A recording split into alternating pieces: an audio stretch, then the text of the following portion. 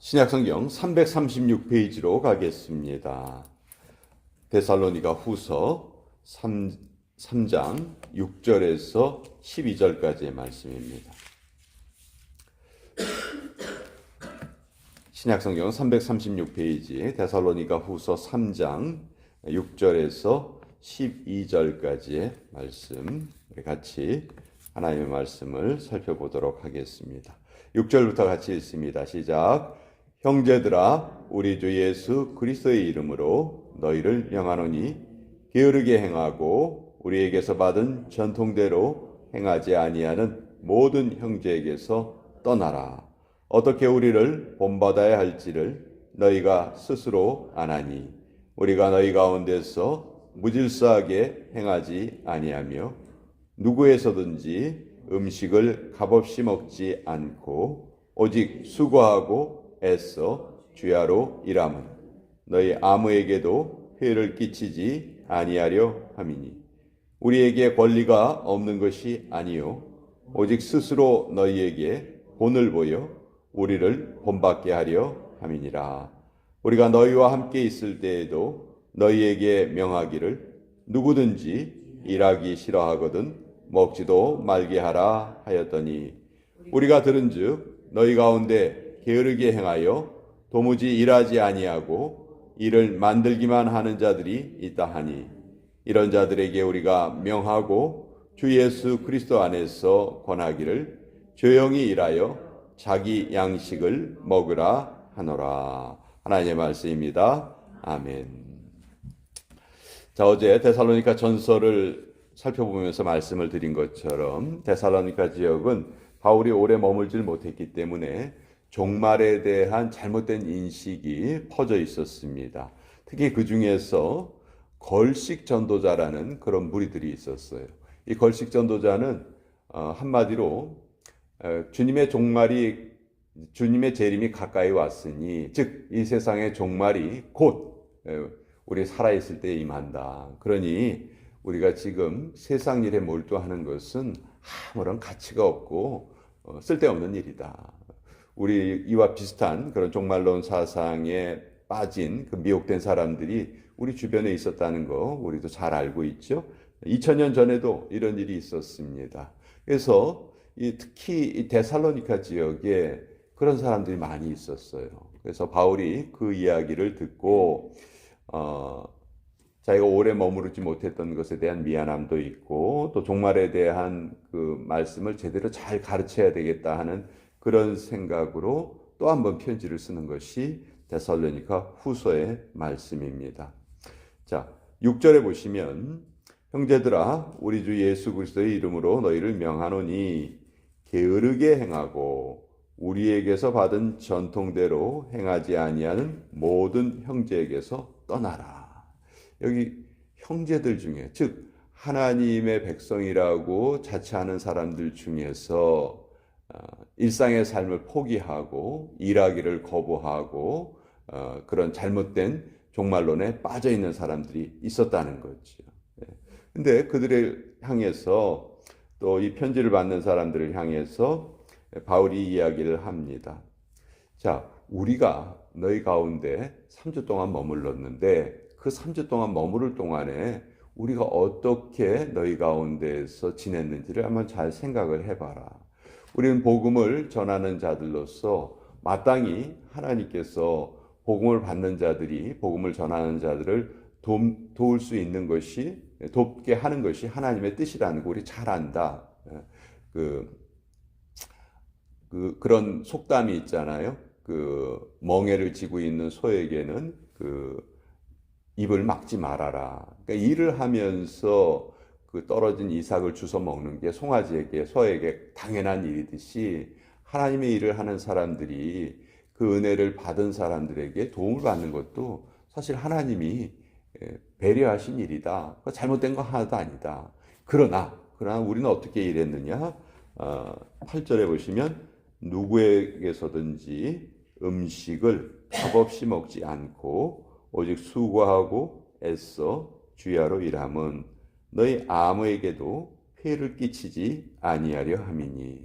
바울 일행은 마땅히 자기가 복음을 전하고 복음을 듣는 사람들에게 그런 배려를 받을 수도 있었지만 그것을 받지 않았다는 거예요. 일부러 받지 않았다는 거예요. 일부러 열심히 수고하고 애를 썼다는 거죠. 우리가 아는 것처럼 바울은 어, 텐트 메이커였죠. 그래서 보통 우리가 지금도 TM이라고 부르는 선교사들이 있는데 이 TM 선교사들은 어떤 선교의 후원을 받지 않고요. 자기가 직접 잡을 가져서 그 일을 하고 또 거기에서 얻은 수입으로 자기가 생활도 하고 복음을 전하기도 하고 그런 사람 우리가 TM이라고 부릅니다. 특별히 이슬람권에서 일하는 선교사님들은요. 거기는 선교사 자체를 그 이슬람 국가에서는 인정하지 않기 때문에 다 그곳에 선교의 목적으로 가지만 그 들어갈 때에는 다 그 잡을 가지고 기술자로 들어가요. 그 나라에 필요한 기술을 제공하기 위해서 들어갑니다. 그리고 실제로 그런 일을 해요. 그런 일을 하면서 생활비도 벌고 또 그 와중에 거기에서 이제 복음을 전하기 위한 그런 사람들을 만나고 이렇게 일을 하죠. 그러니까 뭐 한 10년 사역을 해야 회심자 뭐 한두 명 얻을까 말까 한 그런 일을 하는 거죠. 그러나 그 일이 얼마나 가치 있는 일인가 하는 것을 우리가 잘 알고 있죠. 자, 그 사람들은 이제 TM이라고 부르는데 그 TM이라는 말이 사실 바울의 사역으로부터 나왔어요. 그 사람들은 이제 텐트 메이커라고 부르는 이유가 바울이 그 직업이 그 텐트 만드는 사람이었잖아요. 천막 만드는 사람이었잖아요. 그래서 바울은 얼마든지 자기가 후원을 받아서 선교를 할 수도 있었지만 그것보다는 자기가 직접 일을 해서 스스로 생활비를 벌고 그리고 그렇게 생활비를 벌어서 전도를 했다는 것이죠. 그래서 이제 거기서 TM이란 말이 나왔는데 오늘 데살로니가 후서에 보면 그 내용이 아주 잘 기록되어 있어요. 9절에 우리에게 권리가 없는 것이 아니요. 바울도 잘 알아요. 얼마든지 복음을 들은 사람들에게서 도움을 받을 수 있다는 거 잘 알아요. 그러나 오직 스스로 너희에게 본을 보여 우리를 본받게 하려 함이니라. 그것도 우리가 할 수 있는 일이지만 어쨌든 우리가 누구에게 도움을 받는다면 그 사람에게는 조금이라도 부담이 되는 것 아니겠느냐. 그러니 우리는 그런 부담을 끼치지 말자. 이것을 너희로 본받게 하고 싶었다. 근데 아까 제가 말씀드린 소위 말하는 걸식 전도자들, 이 걸식 전도자들은 복음을 전한다는 이유로 아무런 일을 하지 않고 어디 가든지 얻어먹으려고만 한 거예요. 근데 이런 사람들이 많이 늘어난 거죠. 그러니까 이런 사람들이 늘어나면서 아주 혼란스럽게 된 거예요. 11절에 보시면 우리가 들은즉 너희 가운데 게으르게 행하여 도무지 일하지 아니하고 일을 만들기만 하는 자들이 있다 하니 여기 자기는 일을 안 합니다. 근데 다른 사람에게는 일거리를 주는 거예요. 그렇죠? 내가 일을 안 하고 가만히 있으면 누군가가 나를 먹여 살려야 됩니다. 그러면 그것은 그 다른 사람에게는 일거리를 내가 주는 거잖아요. 그러니까 그런 의미예요. 일을 만들기만 하는 자들. 이런 자들에게 우리가 명하고 주 예수 그리스도 안에서 권하기를 조용히 일하여 자기 양식을 먹으라 하노라. 자, 우리가 일을 할 수 있다는 것은 몇 가지 의미가 있는데요. 내가 아직 살아있다는 의미죠. 그리고 아직도 건강하다는 증거고요. 또 내 존재의 가치를 증명할 수 있어요. 이 성경이 말하는 일은 세상적인 일이 있고 영적인 일이 있습니다. 자, 우리가 세상적인 일도 상당히 열심히 해야 돼요. 세상적인 일을 통해서 우리가 삶의 기반을 만들 수가 있는 거죠. 그래서 중세 그 수도원의 표 같은 표를 보면은 기도하라 그리고 일하라 이런 것이 수도원의 표였다고 해요. 그래서 지금도 뭐 수도원에 가면은 그 말씀을 공부하는 시간 외에는 하루 종일 일을 하잖아요. 자, 이런 것처럼 우리가 일을 하는 것이 아주 중요합니다. 근데 사실 이 세상에 세상적인 일을 안 하고 사는 사람들은 그렇게 많지 않아요. 대부분 열심히 일을 하면서 살아갑니다. 근데 문제는 그 일의 결과가 문제라는 거죠. 예수님이 일을 두 가지로 구분하셨어요. 썩을 양식을 위해서 하는 일이 있고 썩지 않을 양식을 위해서 하는 일이 있다. 이렇게 분류하셨죠. 그래서 아무리 일을 열심히 한다 해도 그 일의 결과가 결국 썩을 양식을 위해서 일을 했다면 그 인생은 제대로 산 인생이라고 말할 수가 없죠. 열심히 일을 했지만 아무런 보람을 느끼지 못하는 거예요.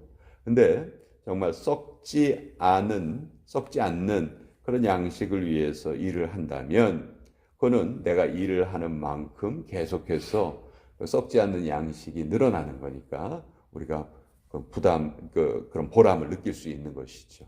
근데 성경이 말하는 그럼 썩지 않는 양식을 위해서 일하는 것이 무엇이냐? 제자들이 이렇게 물어본 적이 있었어요. 예수님에게. 예수님, 우리가 어떻게 해야지 하나님의 일을 하는 것입니까? 예수님 그러셨죠. 아버지가 일하시니 나도 오늘도 일을 한다. 이렇게 말씀하니까 제자들이 우리도 그 하나님의 일을 하고 싶은데 하나님 맡기신 일을 하고 싶은데 어떻게 하는 것이 하나님의 일을 하는 것이겠습니까? 그렇게 물어봐요. 그때 예수님께서 이렇게 대답을 하셨죠.